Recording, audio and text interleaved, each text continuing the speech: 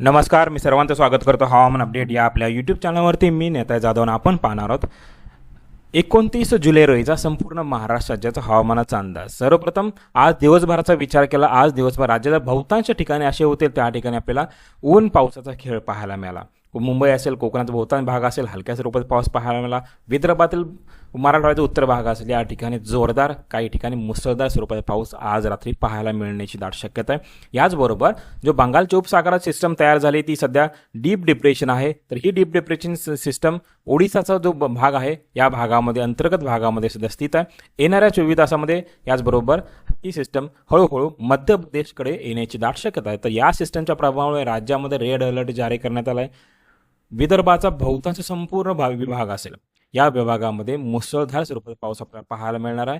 तसेच काही असे ठिकाणी असणार त्या ठिकाणी अतिवृष्टी सदृश्य पाऊस आपल्याला पाहायला मिळेल. वाऱ्याचा जो वेग असेल तोही अति जास्त राहण्याची शक्यता. सिस्टम जसं पुढे सरकत जाईल तसं पावसाचं जे प्रमाण असेल ते उत्तरेला सरकत जाईल आणि मध्य प्रदेश असेल, मध्य प्रदेशला गेल्यानंतर ही सिस्टम उत्तरेला सरकण्याची दाट शक्यता आहे. 2 ते 3 मॉडेल्स आहेत. त्या 2 ते 3 मॉडेल्सनुसार जर पाहिलं तर एक सिस्टम गुजरातकडे जाते आणि दुसरे सिस्टम जे आहे ते उत्तरेला सरकते. मात्र आपल्या अंदाजानुसार जर पाहिलं तर मध्य प्रदेशमध्ये आल्यानंतर ते हळूहळू उत्तरेला सरकण्याची दाट शक्यता आहे. याचबरोबर मान्सूनची ट्रफ आहे ते आहे ती मान्सूनची ट्रफ रेषा राजस्थानच्या उत्तर भागापासून या सिस्टमपर्यंत पोहोचलेली पाहायला मिळते. तसेच ऑप्शन ट्रफ जे आहे ते मुंबईच्या दक्षिण भागापासून ते केरळपर्यंत असे विखुरलेल्या स्वरूपामध्ये आपल्याला पाहायला मिळत आहे. कारण की राजस्थानचा जो पश्चिम भाग असेल किंवा पाकिस्तानचा दक्षिण भाग असेल या ठिकाणी जी सिस्टम तयार झाली होती ही सिस्टम आता या ठिकाणी कमजोर झाली. याचबरोबर जवळपास 7 ते 8 ऑगस्ट रोजी बंगालच्या उपसागरामध्येच एक सिस्टम तयार होण्याची दाट शक्यता आहे. त्या अंदमान निकोबारचे जे बेटे असतील या ठिकाणी एक सर्क्युलेशन बनेल. त्यानंतर हे सर्क्युलेशन जसं पुढे सरकेल त्या अशी शक्यता आहे की सायक्लोनिक स्टॉर्म म्हणजे चक्रीवादळामध्ये रूपांतर होण्याची ही दाट शक्यता आहे. मात्र हा थोडासा लांबचा अंदाज आहे.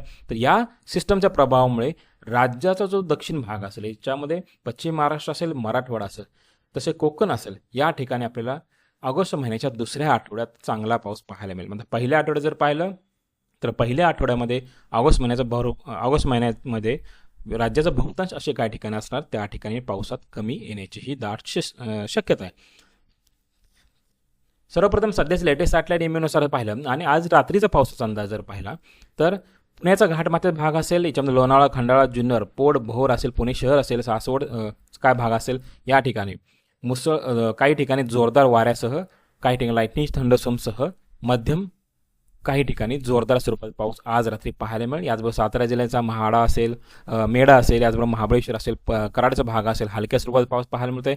दहीवडी, कोरेगाव, वडूज या भागामध्ये हलक्या स्वरूपात पाऊस पाहायला मिळणार आहे. शिराळा तालुक्यामध्ये हलक्या स्वरूपात पाऊस पाहायला मिळतोय. तसेच खानापूर, तासगावचा भाग असेल, कवठेमहांकाळ, जतचा भाग असेल या ठिकाणीही एक दुसऱ्या स्वरूपात हलक्या स्वरूपात पाऊस पाहायला मिळण्याची दाट शक्यता आहे. तसेच कोल्हापूरचा घाटमाथ्या भाग हलक्या स्वरूपात पाऊस, रत्नागिरी, सिंधुदुर्ग हलक्या स्वरूपात पाऊस आज रात्री पाहायला मिळते. ठाणे, मुंबई, पालघर, कल्याण याचबरोबर रायगडचा बहुतांश भाग असेल या ठिकाणी पावसाची शक्यता फार कमी आहे. मात्र मध्यरात्रीनंतर काही ठिकाणी पाऊस पाहायला मिळण्याची शक्यता आहे. याचबरोबर अहिल्यानगर असेल, नाशिक,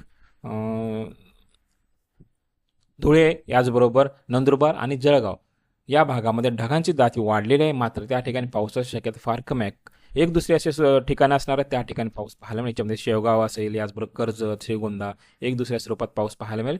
सोलापूर जिल्ह्याचा पंढरपूर असेल, मोहोळ, मंगळवेढा, अक्कलकोट, दक्षिण सोलापूर, उत्तर सोलापूर या भागामध्ये मध्यम, काही ठिकाणी हलक्या स्वरूपात पाऊस पाहायला मिळण्याची दाट शक्यता आहे. धाराशिवचा दक्षिण भाग असेल, उस्मानाबाद, तुळजापूर, उमरगा हलक्या मध्यम स्वरूपात पाऊस पाहायला मिळतोय. याचबरोबर बीडचा बहुतांश संपूर्ण जिल्हा असेल जे गेवराई, केज, अंबेजोगाई मध्यम स्वरूपात पाऊस पाहायला मिळतोय. लातूरचं अहमदपूर असेल, सातत्याने त्या ठिकाणी पाऊस पाहायला मिळत आहे. आपले शेतकरी बंधू आहेत तेही सातत्याने आपल्याला कमेंट करतात त्या ठिकाणी चांगला स्वरूपात पाऊस पाहायला मिळत आहे. याचबरोबर नांदेडचा दक्षिण भाग असेल, काही ठिकाणी हलक्या मध्यम स्वरूपात पाऊस पाहायला मिळेल. एक दुसरे असे ठिकाण असेल त्या ठिकाणी जोरदार स्वरूपात पाऊस पाहायला मिळेल. याचबरोबर जालना उत्तर भाग असेल, हिंगोली उत्तर भाग, परभणी उत्तर भाग, नांदेड उत्तर भाग मुसळधार स्वरूपात पाऊस काही वेळेला पडण्याची दाट शक्यता आहे. याचबरोबर बुलढाणा, अकोला, अमरावती, वाशिम, यवतमाळ या ठिकाणी मध्यम स्वरूपाचा पाऊस पाहायला मिळण्याची शक्यता आहे. काही ठिकाणी ढगाळ वातावरण पाहायला मिळेल. याच्या व्यतिरिक्त यवतमाळ, चंद्रपूर, गडचिरोली संपूर्ण जिल्हा भंडारा, गोंदिया आणि नागपूर या पट्ट्यामध्ये आज रात्रीही व आज दिवसभरही त्या ठिकाणी चांगल्या पद्धतीत पाऊस पाहायला, याचबरोबर आज रात्रीही या ठिकाणी मुसळधार स्वरूपाचा पाऊस पाहायला मिळेल. मात्र येणाऱ्या 24 तासानंतर या ठिकाणी अतिवृष्टी पाऊस पाहायला मिळण्याची शक्यता. याचबरोबर येणाऱ्या 24 तास जर विचार केला तर येणाऱ्या 24 तासासाठी जर कमी दाब क्षेत्र जे आहे ते हळूहळू छत्तीसगडपर्यंत आल्यानंतर भंडारा दक्षिण भाग असेल, याच्यामध्ये देवकी असेल, अर्जुनी, मोरगाव, याचबरोबर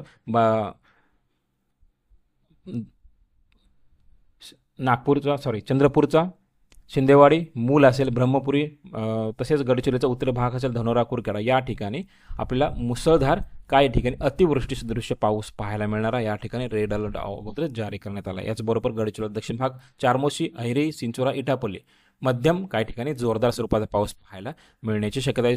चंद्रपूरचा संपूर्ण जिल्हा, मूल असेल, गोंडपिंपरी, राजुरा, तसेच भद्रावती, वरोरा या ठिकाणी जोरदार स्वरूपाचा पाऊस पाहायला मिळेल. तसेच नागपूरचा संपूर्ण उत्तर भाग असेल, भंडारा, गोंदियाचा दक्षिण भाग या ठिकाणीही आपल्याला मुसळधार स्वरूपाचा पाऊस आपल्याला येणाऱ्या 24 तासामध्ये पाहायला मिळेल. यवतमाळचा उमरखेड, महागाव, दिग्रस, कळंब, राळेगाव, वणी जोरदार स्वरूपात पाऊस पाहायला मिळेल. याच्या व्यतिरिक्त अमरावती असेल, उत्तर भाग असेल, वर्धाचा उत्तर भाग असेल, या ठिकाणीही जोरदार, काही ठिकाणी मध्यम स्वरूपात पाऊस पाहायला मिळेल. याचबरोबर अमरावतीचा दक्षिण भाग असेल, चांदूर रेल्वे, तसेच अमरावतीचा दक्षिण भाग असेल, याचबरोबर वर्धाचा मध्यवर्ती भाग असेल, सेतू, देवकी, हिंगणघाटचा उत्तर भाग असेल, द्वारका, नेर, बाबुळगाव या ठिकाणी हलक्या स्वरूपात पाऊस पाहायला मिळण्याची दाट शक्यता आहे. याच्या व्यतिरिक्त अकोलाचा संपूर्ण जिल्हा असेल, बुलढाणा संपूर्ण जिल्हा आणि वाशिमचा बहुतांश पश्चिम भाग या भागामध्ये हलक्या स्वरूपात पाऊस येणाऱ्या 24 तासामध्ये पाहायला मिळण्याची शक्यता. मात्र 24 तासानंतर जवळपास 30 तारखेचं जर पाहिलं, 30 तारखेला जसं सिस्टम जवळ येत जाईल महाराष्ट्राच्या, त्यावेळेला उत्तरेचा भाग असेल, मुसळधार ते अतिमुसळधार पाऊस पाहायला मिळेल. याबद्दलची आपण अपडेट लवकरच आपण आपल्या व्हिडिओमध्ये सांगणार आहोत.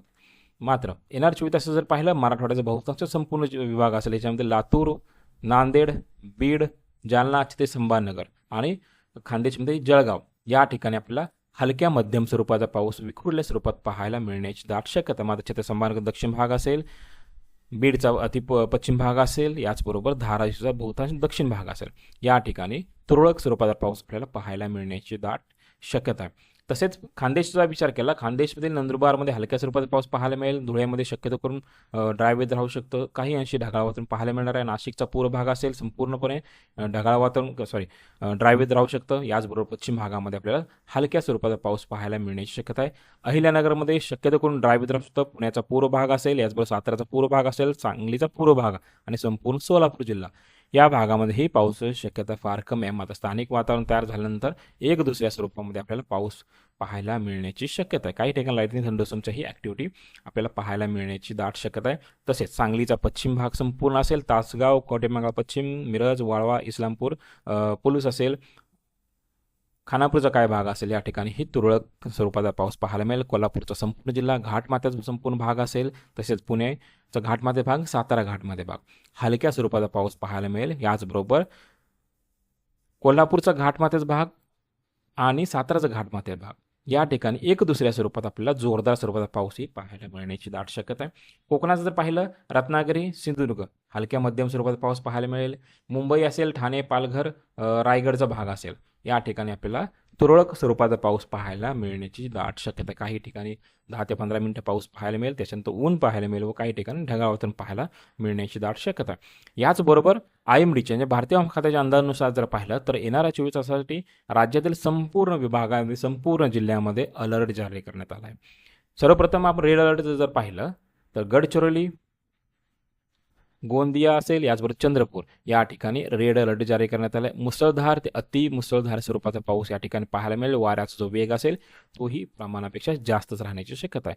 याचबरोबर वर्धा, नागपूर आणि भंडारा या जिल्ह्यांसाठी ऑरेंज अलर्ट आहे, म्हणजे या जिल्ह्यामध्येही मुसळधार स्वरूपाचा पाऊस पाहायला मिळण्याची दाट शक्यता आहे. याच्या व्यतिरिक्त हिंगोली असेल, परभणी, जालना, पुण्याचा घाटमाथे भाग, रायगड, रत्नागिरी, सिंधुदुर्ग, कोल्हापूर घाटमाथ्याचा भाग आणि साताराचा घाटमाथ्या भाग, तसेच जळगावचा काही भाग असेल, या ठिकाणी जोरदार पावसाचा येलो अलर्ट आहे. याच्या व्यतिरिक्त सांगली असेल, सातारा पूर्व, पुणे पूर्व, सोलापूर, धाराशिव, लातूर, नांदेड, यवतमाळ, अमरावती, अकोला, वाशिम, बुलढाणा, बीड असेल, यादव संभाजीनगर, धुळे, नंदुरबार, नाशिक, ठाणे, पालघर, अहिल्यानगर या जिल्ह्यासाठी येलो अलर्ट आहे. लाईटनिंग थंडरस्टॉर्मचा ॲक्टिव्हिटी पाहायला मिळण्याची दाट शक्यता आहे. मात्र मुंबई असेल आणि कोल्हापूरचा अतिपूर्व भाग असेल, या ठिकाणी कोणताही अलर्ट नाही आहे. मात्र काही ठिकाणी आपल्याला पाऊस पाहायला मिळण्याची दाट शक्यता आहे. तर हे होतं येणाऱ्या 24 तासाचं राज्याचं हवामान अपडेट. जर आता हवामान अपडेट या यूट्यूब चॅनल सबस्क्राईब जर केलं नसेल तर कृपया सबस्क्राईब करा, बेल आयकॉन करा. धन्यवाद.